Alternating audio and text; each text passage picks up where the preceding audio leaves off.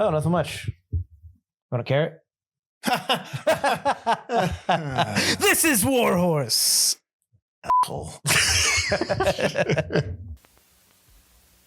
Ladies and gentlemen, please notice that exits are conveniently located at the front and rear of this auditorium. When leaving the theater, we suggest that the exit at the front of the auditorium will allow you easier access to the parking areas. Thank you. Hi, I'm Mike Butler. And I'm Mike Field. And this is Forgotten Cinema, a show where we take a look at films that seem to be forgotten by audiences, whether it be because a more popular movie was released at the same time or the film simply didn't catch on with an audience in its initial run.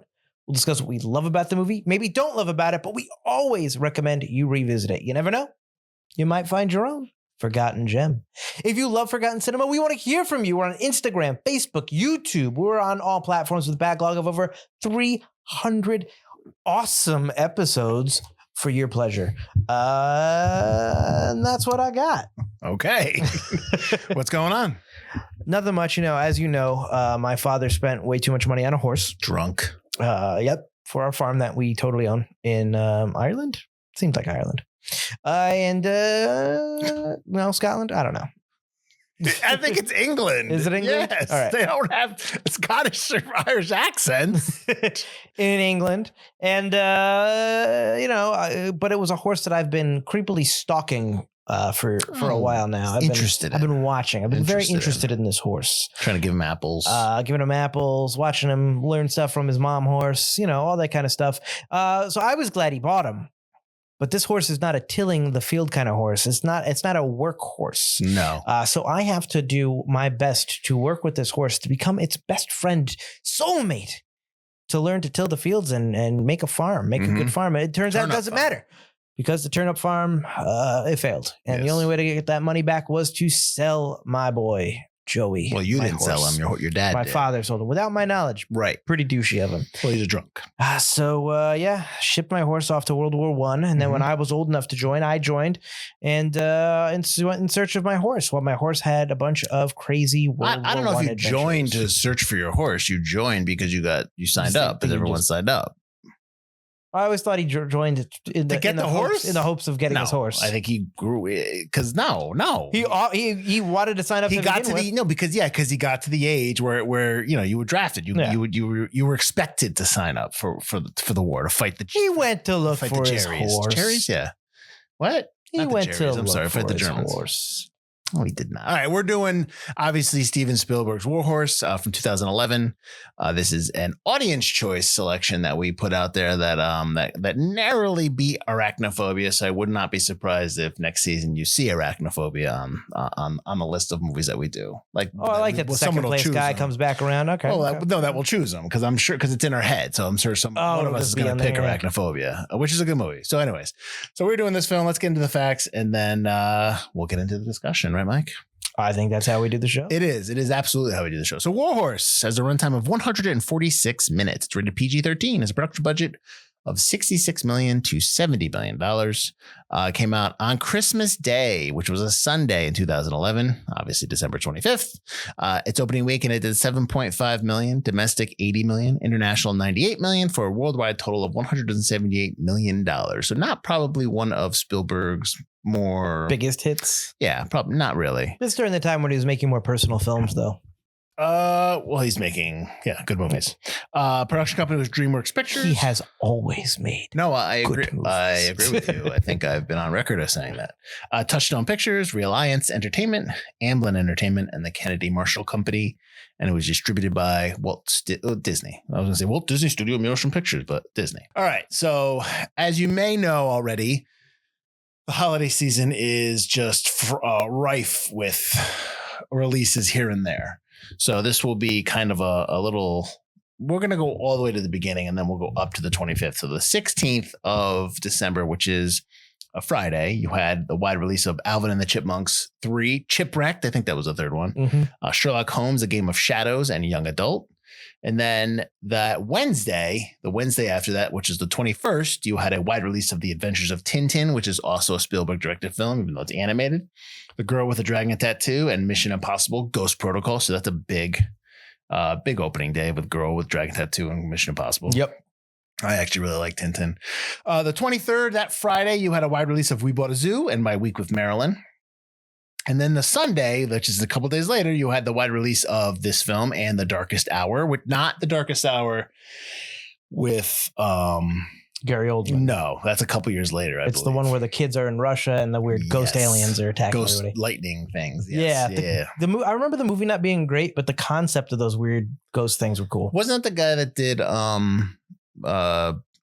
Wanted? Was that the same guy? Oh, Teamer something. We did Wanted one season. We should know it this. might be the same guy. Yeah. I could see that happen. You had a limited release that day of also Extremely Loud and Incredibly Close. I believe that's a 9/11 film. Yep. And then the 30th, which is the next big movie that came out that year, towards the end of the year, the 30th was a limited release of The Iron Lady, which is Meryl Streep and as Margaret Thatcher. This film obviously was directed by Steven Spielberg, and as I've said before, do I really need to go through his filmography here? Jurassic Park, E.T., Jaws, Raiders, which we just did for a look back The on our Lost Patreon. World, Jurassic Park, The Post. I'll give you newer ones. Ready Player One. Yep. The upcoming Disclosure. Disclosure. Saving Private Ryan. That's the name of his UFO film. Oh, is it? Because Yeah. it just is untitled UFO. It had a project. name before, like a rumored name, and now it's Disclosure. Wasn't he doing a movie with Christoph Waltz? No, not Christoph Waltz. Who's the guy who in Bridge of Spies? Who plays the spy? Oh, and he won for that. Yes. Oh, I can never remember his name, but he's a very good actor. Yes. Yes. Shame on us. But wasn't he doing another movie with him? Like, wasn't there another movie coming out that I thought It he might was be- shooting? Maybe It's not in his filmography. Oh, then IMDb maybe I Pro. don't know. All right. What is the name of that actor? He was also in that Taylor movie where he was the ex-gangster. I'm looking it up because it's insulting that we don't know this. Mark Rylance. Yes. That's terrible, right, Mark? I know you're. Like I said, he's an incredible actor. He's a great You're a big listener to the show. We apologize. Patreon member. This film was written by Lee Hall and Richard Curtis. It's based on a book by the same name that was written in 1982 by Michael Marpugo. And then it was obviously made into a play, which is how it kind of got into Spielberg's hands because Kathleen Kennedy saw the play and then she kind of told Spielberg about it. And he saw it. And that play was written by Nick Stafford. So Lee Hall and Richard Curtis wrote the screenplay. Lee Hall has done, he nominated for an Oscar for Billy Elliot. He's also done Victoria and Abdul, Rocket Man and Cats. Sorry. Richard Curtis is nominated for an Oscar for Four Weddings and a Funeral. He also did Notting Hill, which he directed, and Love Actually, did he direct Love Actually? I think he did. I don't know. You don't know. Cinematographer was Janusz Kamiński, who's been nominated for 7 Oscars, one for Schindler's List, Saving Private Ryan, edited by Michael Kahn. These are all people that work with Spielberg on all of his films. He has 8 nominations for Oscars as well for editing. He's won for Raiders, Saving Private Ryan, Schindler's List. Produced by Kathleen Kennedy and Steven Spielberg. You know who I would hope you know what they produce. Star Wars stuff, right, Mike? Kathleen Kennedy does. Yeah. Yep. Well, she's in control now of Star Wars. And Indiana Jones. and composed by John Williams, obviously, is the composer, which Only 4 times he has not worked with Steven Spielberg. Wow. We talked about that on the Jaws episode. Did we? We were like, he's only done a few films, and I looked it up. Technically, it's 5, but it's only because he didn't score the segment of the Twilight Zone movie Spielberg did, so that doesn't count. Oh. 4 full films he hasn't scored. All right. So the cast is actually pretty big because if you, in my notes, and we'll talk in the discussion, this film is really like a series of vignettes with different groups of actors, which is pretty cool. So we'll start off with Jeremy Irvine as Albert Narracott, who is obviously the main who Mike was describing in detail. He's the one that owns Joey, as the horse is called.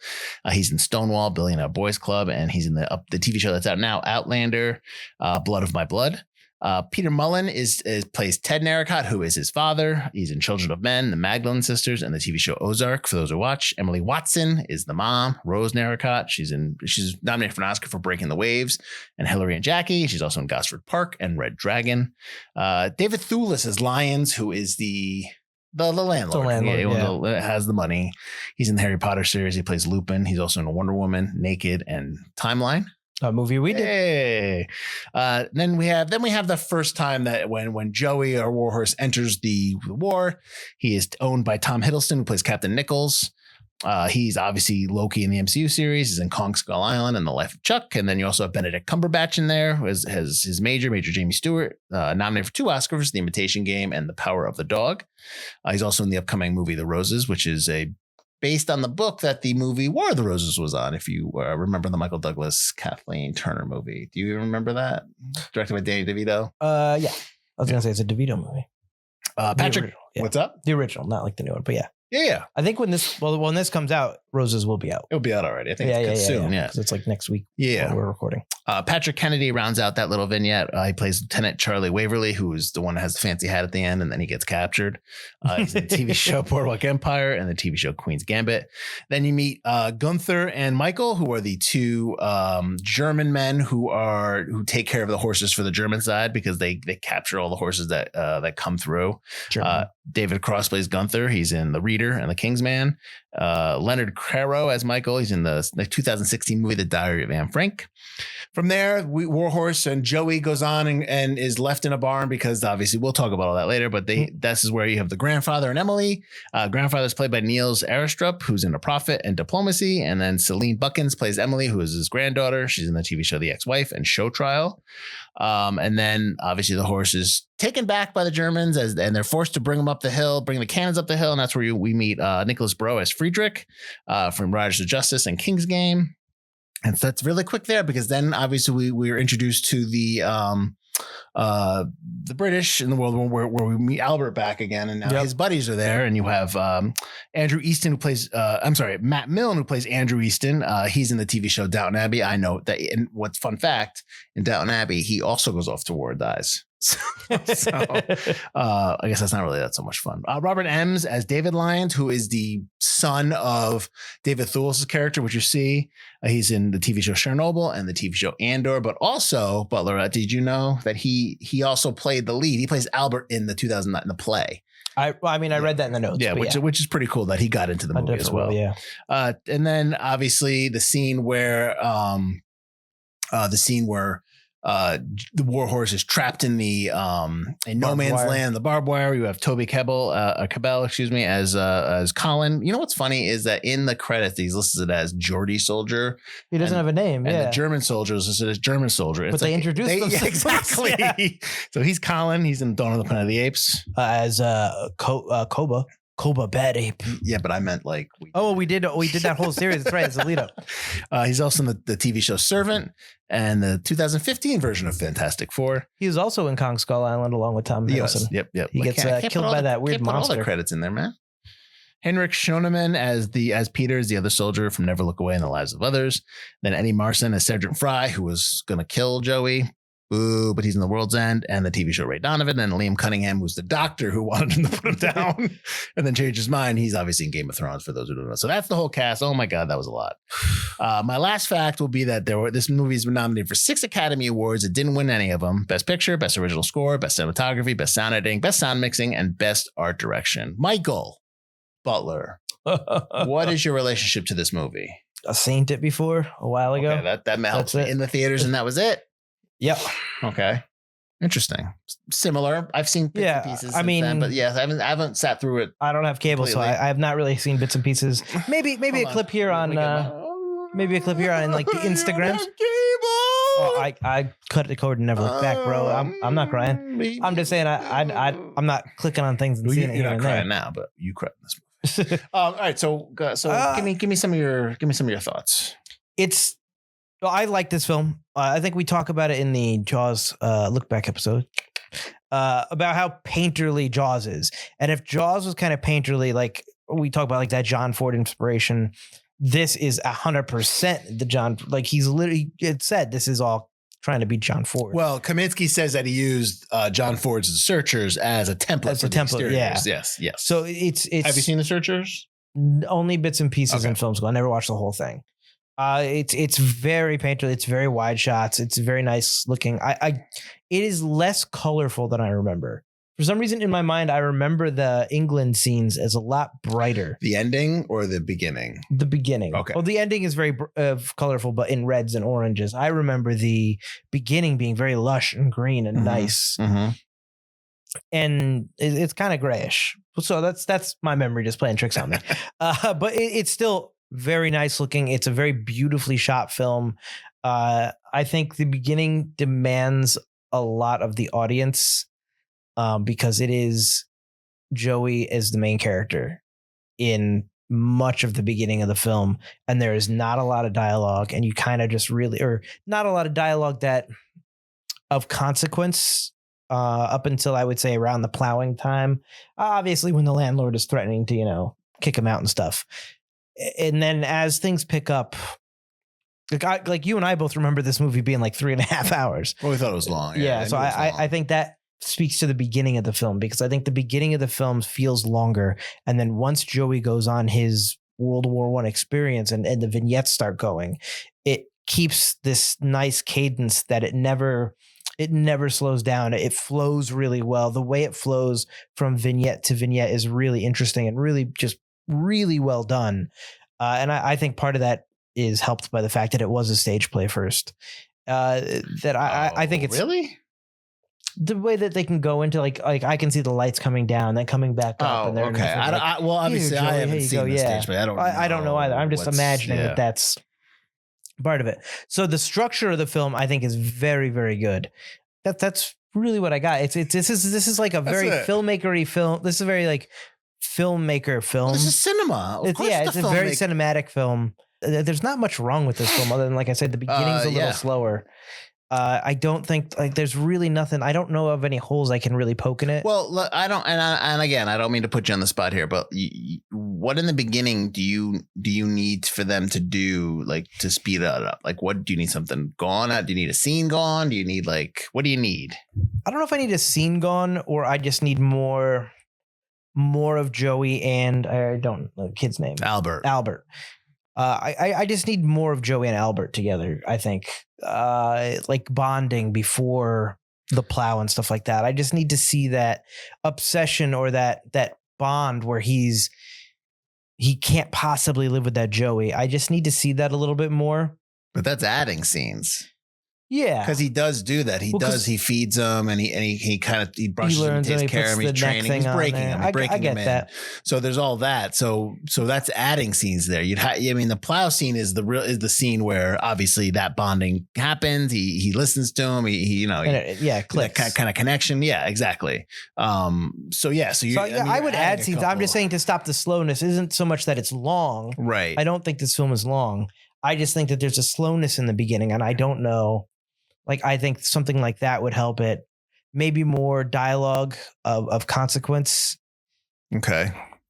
I don't know. I just found the beginning to be and it might just be because I've seen it before. True. Let's get to the war. Let's sell this horse already. This is a war horse, not a plow horse. Yeah, let's go.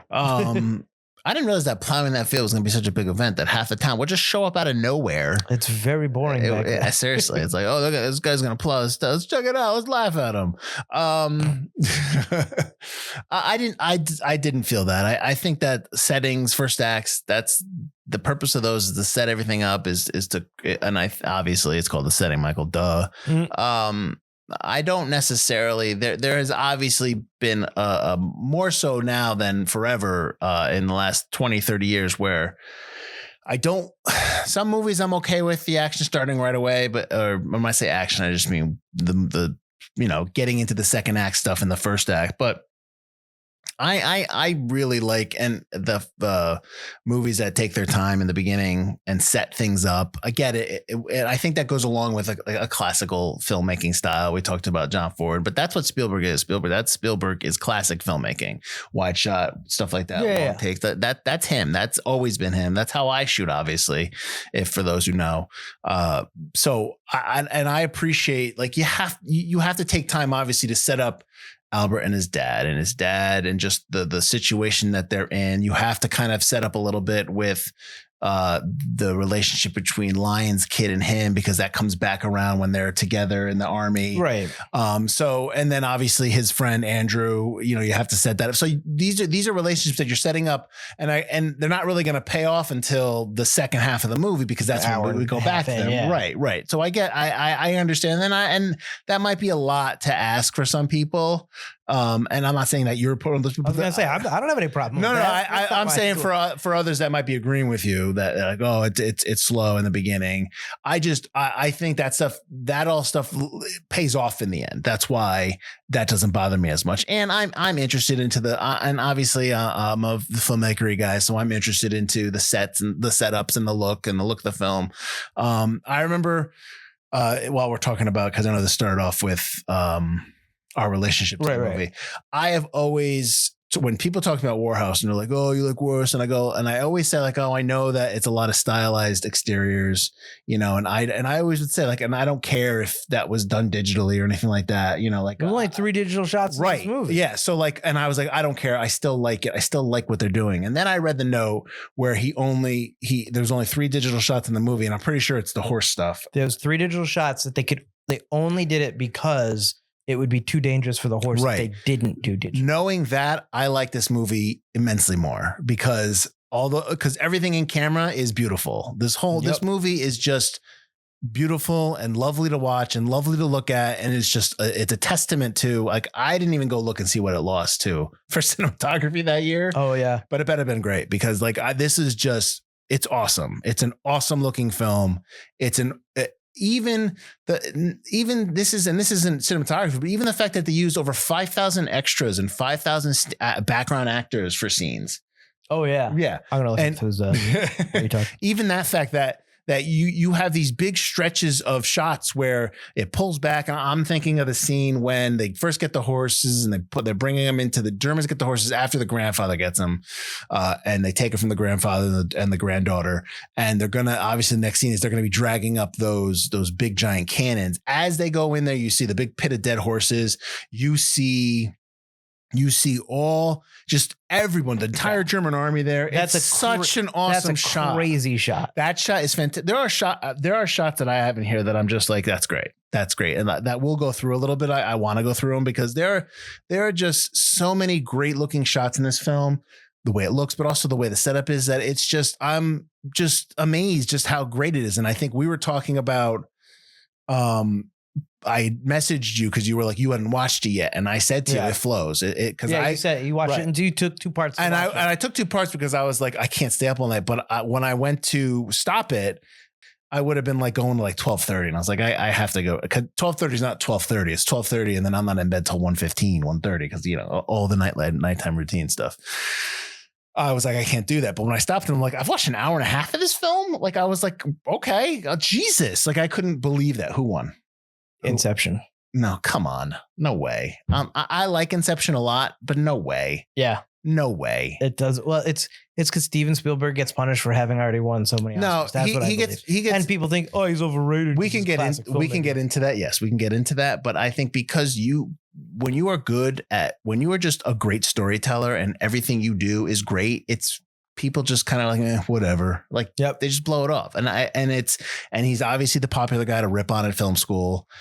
Just like Tarantino is now the popular guy to rip on in film school. I get it. I get all that, because you want to be different. I understand that, but he is just amazing. And like and I like Inception. Well, that's the thing. Like, like, that's wrong. There's nothing other than like, well, that's more practical effects. The set that spins when Joseph Gordon-Levitt has to fight. Yeah. What other set and cinematography thing where it's in camera work beats that shot of the war horses bringing up the cannons? Yeah. That shot is crazy. No one else, or very few people, but I believe no one could recreate that shot like Steven Spielberg did. Right. With no one, without using digital effects. And not only like you're watching and I'm like, oh my God, that's real.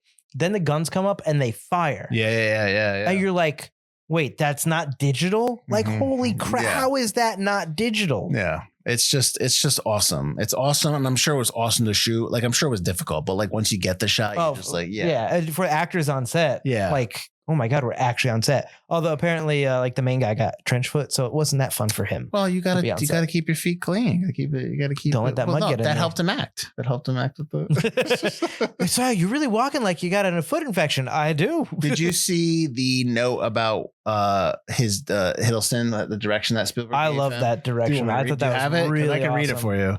So if you were So in the movie, when Hiddleston dies, basically when Captain Nichols dies and they're charging, he sees the gun you know, like, and it's gonna, and I love that shot when they keep going back and forth to the guys and the horses going, and then the horses, the empty horses, and the horses running after the guns are empty. I'm just like, oh my God. I'm watching it going, wait, is this like getting really ethereal? Oh no. Yeah, it's such a great shot, but that's such a great 2-shot stuff going on. But anyways, so Spielberg gives them a note about like when that's happening, and he's like, give me your war face. The camera's going to move across, and as you feel it come up to you in front of you, I want you to de-age yourself by 20 years. So you're 29, and when you see those machine guns, you're 9 years old. I want to see the child in you. And Hiddleston was like, I just thought that was one of the most astonishing acting notes that ever been given. And you know, when you watch the scene, he nails it. Like, but it's like, wow, yeah, no, that's. But I'm sure you can say this as an actor, like that's the kind of note you want. That's a note you can use. You. Yes, that's not a note of like, that's not an ethereal note. Like, well, you see, when you're doing this, it's like candy versus bubblegum. It's a tree on the leaf. Like, no, just give me the note. Just give me, what do you want? I can't help you if you don't give me the ingredients. Help me get there. I need the ingredients to make this cake. You know. Yeah. And that's a great note. That tells you what you want to see on screen without being, you know, like putting it all on you, the onus on you, and not giving the director what he wants because he or she doesn't maybe know what they want. That's a note where it's just like, this is exactly what I want. Yeah. But while still giving you the ability to do that, not because we've talked before, I think in the very first Spielberg film we did. Sugarland Express. It's Sugarland, how a lot of people during, the Steven Spielberg documentary that's on HBO, which you haven't watched yet. That's a great documentary. Oh, to viewers. Oh. Yeah, I'm pretty sure you did. Yeah, I did. We did. That note where they were talking about Schindler's List and they were talking about how he's too specific in his direction and stuff like that. That note that Hiddleston was given is the perfect amount of specific. Well, that's like, I remember in that doc because Neeson's complaining that he's Neeson. Yeah, I was Kingsley's I know it's Neeson. Neeson's like, he keeps talking and Kingsley's like, you trust him. Yeah. Trust him. And then Neeson saw the shot and he's like, all right, we're good. Like, I get it. And that's good. And I think that's, in all of his movies, yes, there are going to be times when an actor is going to do something that's great in one of his films and stuff like that. But like for the most part, when you watch his movies, all those movies, all the looks, all the different responses, what they say, like those moments that you remember, you have to believe that he is part of those moments. He is actively getting those moments. He's not just a director who is going to let the cameras roll and make it all and it's going to be great shots like we just talked about Wars. That is what he can do, but he can also direct actors as well. I mean, I'm sorry. This always turns into like a love affair of Steven Spielberg. But anyways, let's talk about this movie. We already talked about a couple scenes we kind of went through, but I'm curious if there was something in this watch for you that stood out that you didn't really kind of appreciate when you first watched it. Just like a moment or the little girl. Okay. All right. I think she's a fantastic actress, or actor. I think she did a phenomenal job, and I just didn't really pay that much attention to her storyline because I was kind of like, let's get to the other stuff. And I really like the grandfather character too. So I think maybe I was like, oh, he's really great. But I was also a lot younger. So I was like, kid actor, whatever. Like she is really, really good in this film. She has the right amount of innocence of a child, but that spunk, that kind of like, I'm going to get into like some mischief kind of a thing. Right. I really, really loved her performance in this. Like when she's really sad when the horses go away, although I can't believe they don't hear all those Germans over the hill. Yeah. I find that hard to believe. Yeah. That's the one note I was like, really? Really? Well, you didn't hear the cavalcade of tanks and cars. That shot of she goes over the hill. Oh, that's a great shot when it cranes over. Right. And then he goes over the hill is very similar to the shot in War of the Worlds when they're running up the hill after the sun. Now we don't really see what's going on over there, but the sun just goes. But that's a very similar shot to that. I was reminded of that. I was like, wow, that's just almost the same shot, except, two different outcomes at the end there. But yeah, no, I thought that was really good. Yeah. No, I thought she did a really good job. That was kind of one thing I was like, oh wow, okay, that's a lot better than I remember. So there are a couple moments in the movie that I had forgotten about in terms of shots that maybe I didn't catch or something when we were first watching them.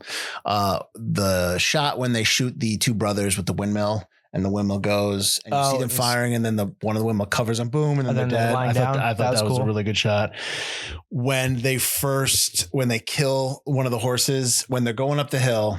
All right, this is when the Germans. And the first war horse kind of one of the horse drop and they shoots him and all the horses look up. Yeah, like that's an awesome shot. That reminds me of the shot in War of the Worlds too, where they're on the thing and the creature goes off, they're on the the pier, boat, and they they're all turn going around off. and look. Like I couldn't when the horses all look up. I'm like, dear Lord, that's awesome. But anyways, Plus that's horse actors.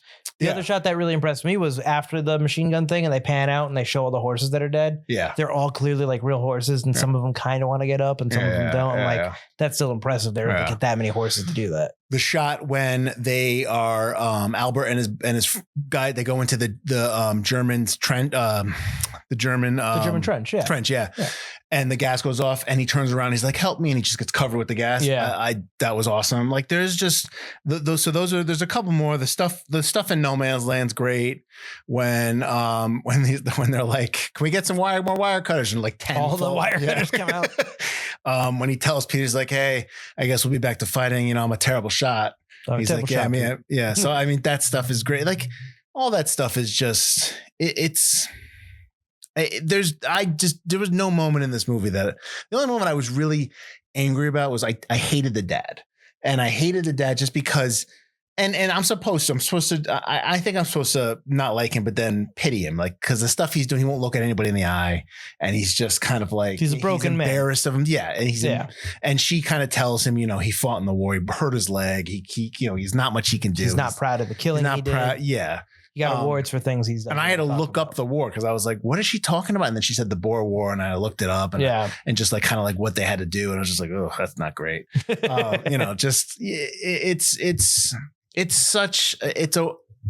mean, I know we're not doing final notes here, but it's such a well-written movie. It looks fantastic. It's well directed. This is just like, it's vastly becoming one of my favorite Spielberg films. I love it. I love this movie. I don't know. Wow. I do. I love it. It's awesome. It's a great film. Yeah. I don't know if it's one of my favorites, but it is really, really, what I love about it is even though it's dark subject matter, you know, in terms of World War I, it's not war sucks. It's not uplifting the whole way through. It's still not one of his fun films, but it's telling this storybook type story, and it's only Spielberg could tell it this way. Yeah. In like Bridge of Spies, which I really like Bridge of Spies, even Ready Player One, they're Spielberg films, but I don't know if they really feel like Spielberg films or Spielberg trying new stuff, which is cool. But this is one of the last movies I feel like a Spielberg film in terms of having that heart, having that look, all that kind of stuff. Of his newer stuff? Of some of his newer stuff. Did you see The Post? I did not see The Post. Post is good. I mean, but does that feel like Spielberg? Yeah. Like the way that Warhorse feels like Spielberg. Well, Warhorse is I think Warhorse has the luxury of being a film set in time, set back in the past. So it's a little bit of a timeless feel, you know what I mean? I mean, we're always obviously used to Spielberg in World War II times. He's got several movies like that. Yeah. See, I would say like a movie that, yes, this is a very like Steven Spielberg, which is, I hate that term, but it's definitely a Steven Spielberg film. Yes. But I mean, like, you know, like AI, artificial intelligence is not, it's him, but it's him trying to, well, he's pay homage to Kubrick. Yeah. So there's moments in there that don't feel like him. Yeah, you know, I get it. Because Kubrick did direct some of it or didn't get to, but no, he never finished did pre-production. Right. Yeah. And obviously the big famous note there is like the Flesh Fairs was Steven's idea, was Spielberg's idea. First name, I know, right? Hey, Steve. I know you listen to the show. Big time Patreon. There's also, I'd rather just be in a movie. There's also the movie, like BFG is his movie, but that's not really. I forget he did that. I know. That's okay. Is that also Mark Rylance as the giant, right? Yep. Yeah. Mark Rylance has been like 3 films with him, I think. I thought it was going to be 3. I guess it's not. Yeah. I really just don't have a negative thing to say about Warhorse. I'm going to need you to find a negative thing to say. No, I will not. I will not give you a negative thing. It's that. How many times did you cry in the film? At the end, I was sad because I already knew that his buddy horse died. Yeah, I think that quick. Too. I think I was like sad when I first watched it. Yeah, but it goes so fast, and I already knew it was coming. I didn't have time to cry. It goes fast. He just passes. He passes just out of exhaustion. Yep. But yeah, I cried a little at the end just because it's very happy. Mm-hmm. The horse comes back. Everything's right in the world. The end when he finds Joey and he gives the horse. Yes. Yeah, and the French guy gives him back. You know, here. No, not that. I meant like when he's blinded, he's blind, and he's calling him. That's no, because you feel like that's gonna happen. Oh, come on, but you're not like. Maybe I did the first time I watched it, but this time what got me was more like the French guy giving it back here, and you're gonna need this. Yeah. And then he goes back. What's her name? Emily or whatever. And then yes. We go to the red sunset, which I never I really put two and two together when I first watched it. The red and yellow sunset is the Warhorse logo, which I thought was really cool. Yeah. Because they introduce you that at the beginning. And he comes back with the horse, and the mom's like, "Oh, they're both back." You know, that chokes me up. No, but like her attitude, like that kind of gets me. But I'm sure probably because it was animals getting hurt, I probably cried a bunch for the first time I watched it. Oh yeah, well it sucks. It sucks. I mean, one of the purposes of the book, and obviously that carries over to the play, that carries over to the movie, is that like so many animals died during World War I, because it was all horsepower. So they estimated like 1 million. They said 1 million horses died on the English side, but they estimated 10 million horses died throughout the war on both sides. That's insane. That's ridiculous. That's going to be a huge amount of the population of horses, even back then. Well, back then also, but also World War I depleted the population of men in Europe. So they had they didn't have a lot of people having babies because everyone was dead. So, that's just, war sucks. And we've said it before. What's also interesting is we just did Fury this same season. Mm-hmm. And they talk about even in World War II, executing all those horses so that the Germans couldn't use their horses. Which is like, but then now, and also like in Chernobyl, you haven't seen it, right? No, but I know there is an episode in Chernobyl where it's which basically, is why I probably will never see the show. I don't know if they show it too much, but it's basically in Chernobyl, because obviously if you know your history, you know what happened. There is an episode where there are basically men assigned to go around and kill all the animals because they're all irradiated. It's like, and it's not great. But like, I don't think they show a lot. They don't show too much, but it's just like the men's psyche is like, how could you be asked to do that? Like that's right. Yeah. That's nightmares for like that's in fear, like all the mess them up. Yeah. So we both like this film, obviously, to varying degrees. Do I? I really like this film. Varying degrees. No. Okay. I'm saying I'm just because it's like your favorite. Yeah, no, it's not my favorite Spielberg film. Well, I meant like it's up, and I would put it, if you're telling me to rank films, I would put it almost in the top 10. Save it for a bonus episode. All right. But so you like it. I love it. We both like the movie quite a bit. I'm saying we're both on equal footing. Yeah. I've got reviews that don't like it. How could you not like it? Here we go. All right. Simon Winder from The Guardian. Despite twisting and turning to be even-handed, simply could not help itself, and like some faux reformed alcoholic, gorged itself on an entire miniature liqueur selection of Anglo-German cliches. F*** you. That's a terrible review. That's a douchey negative review. That is a review. That is that kid in film school that doesn't like Spielberg because he's better than you. And you'll never be Spielberg. That is like, come on. Yeah. Yes. You're the food critic at the end of Ratatouille. That's who you are. Yes. Yes. Your ego. Yes. David Denby from New Yorker. So The Guardian's obviously a British paper. So we'll give you some American, some New York, the New Yorker. Quote, the horses themselves are magnificent, and maybe that's reason enough to see the movie. But Warhorse is a bland, bizarrely unimaginative piece of work. Like, did you wander into the wrong movie? Bland, unimaginative. Like what? What other movies have you seen where a horse goes from vignette to vignette during his times during World War I? Bland. Yeah. But like, just like watching it. Whatever. That didn't happen. Fake. I know. Wow. Like, that's a tough one. I can't I read that. And then if I watch the movie, I'm like, I'm not reading this guy again. Like, that's just, anyways. But I'll give you one good one. Richard Corliss from Times called it boldly emotional, nakedly heartfelt. Warhorse will leave only the stoniest hearts untouched. Like those two douchebags. Exactly. So they have stony hearts back in 2011. Maybe they like it now. Who knows? These reviews are 14 years old. Oof. He's 14 years old. All right, so Mike, are we recommending this to anybody? Almost anybody, yeah. Like, is this a movie that? See, is this one of those movies that where you really like that you fear that if you recommend it to somebody and they don't like it, you will no longer like them?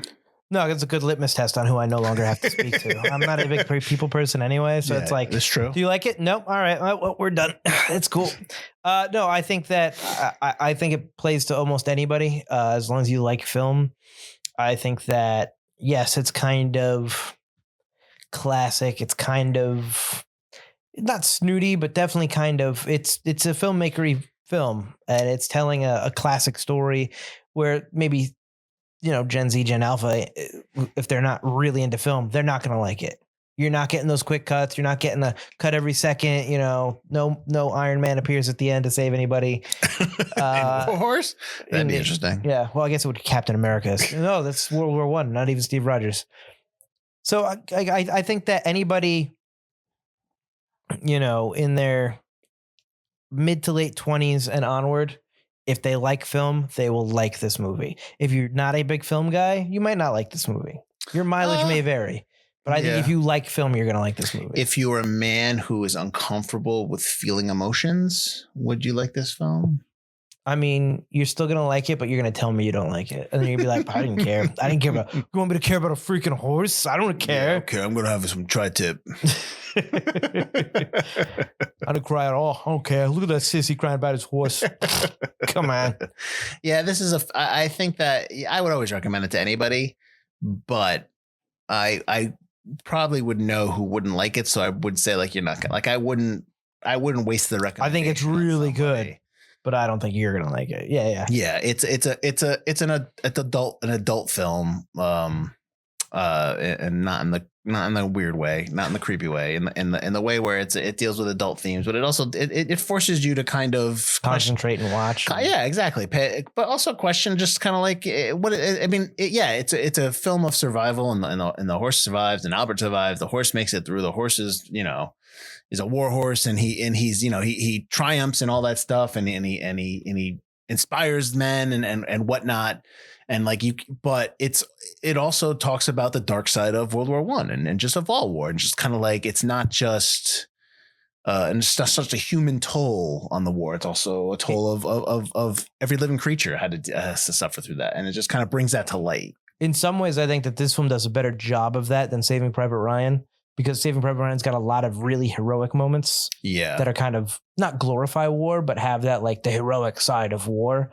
This film, I don't think has any of that. And I don't think Saving Private Ryan really deals too much with the psychological toll of war like this film does. It kind of, you kind of get that a little bit with the Tom Hanks character, and just kind of like, his handshaking, all that stuff. He develops, the stuff, where like they don't like Ryan, they don't like Matt Damon's character, because they're being forced to do this, and he's like, earn it. He's telling him to earn it, and everything at the end, and obviously goes to the old man at the end. He's like, did I earn it? And all that stuff. I don't know if I've talked on the show, but I know I've talked with you about that one shot I don't like in Saving Private Ryan, when he shoots. The Jeremy Davies part where, you just had him not be able to save one of the other officers. He's stabbed. He sits there and watches him getting stabbed by a German soldier. No, you don't have to do it. You don't Adam Goldberg, right? And then he captures him, and the same guy, and then he ends up just shooting him. Mickey Mouse. And I'm not, my problem there is that the shot that they chose, where the shot looks up on him like he's a hero, like he finally did something, but it's like, it's a little too late for me. And I don't like that. I don't like that hero shot. That's it. I just don't like that camera move, the camera direction. I don't remember if you ever told me or said it on the show, but I know you told me that would be like the one question you would ask Spielberg. Oh, I would. I'd be like, why did you shoot him in a hero shot? I'm just curious. Like, and if he was like, listen, I wanted to do it because, like, I can see like the reasoning being like, like I wanted to do it because it's not a real hero shot. I just, whatever. I was playing against that. Okay, fine. It's fine. I mean, it's not my movie, so it's not like boo. I just never really connected with that shot, and so that would be like, I don't connect with that shot, and it really pulls me out. And I'm curious why you chose that. He might remember, he might not. Is that your least favorite shot in all of Spielberg films? That's the only one that stands out right now.